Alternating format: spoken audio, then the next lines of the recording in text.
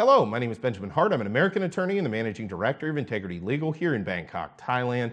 As the title of this video suggests, we're asking biometric data needed for banking in Thailand? Seriously? Okay, where did I first come upon this? Well, recent article in the Bangkok Post, bangkokpost.com. Article is titled, Banks Agreed to Comply with Bank of Thailand Security Measures by June. Quoting directly, state-owned and commercial banks have agreed to comply with the Bank of Thailand's new cybersecurity measures by the June deadline. Quoting further, Mr. Payong said banks already collected customers' biometric data, allowing for facial scans for money transfers and adjustments of credit transfer limits on mobile banking apps. And then they go into further detail about the biometrics that may be associated with it. This is kind of Orwellian stuff, I have to say. It really, why do you need this? I mean, I kind of get maybe fingerprints in the case of like major transactions occurring digitally because you want to ensure that the person involved in that transaction did indeed consent to it.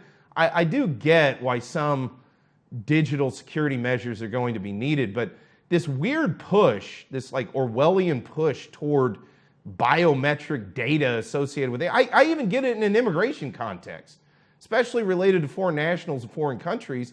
Look, you want to know who's coming into your country. I totally get it. I really, really do. But whatever happened to banking privacy, honestly?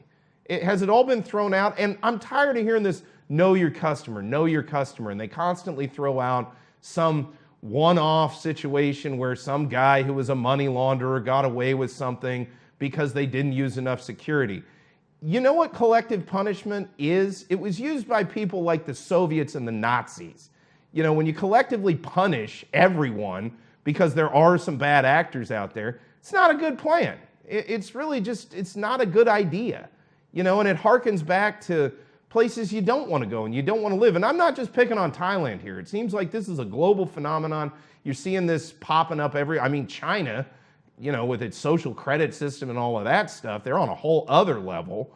But with regard to this is one of those where can we all just take a breath and maybe have a chat about whether or not this is the best idea? Because, you know, and if you read the article, you'll see it's not across the board right now, but I don't see any limit to this. Once they start doing biometrics, you know, it's going to get to the point where it's done for everything.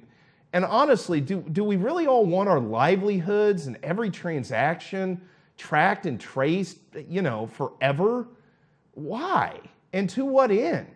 And again, I'm getting real tired of the, you know, law enforcement argument. Well, there's criminals out there. Well, there's always criminals. And there's going to be criminals that'll figure out how to deal with this too.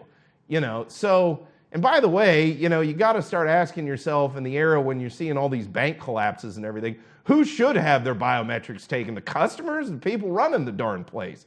That said, I'm just hoping people maybe take a step back from this and take a breath rather than just implementing this thing and just rolling forward.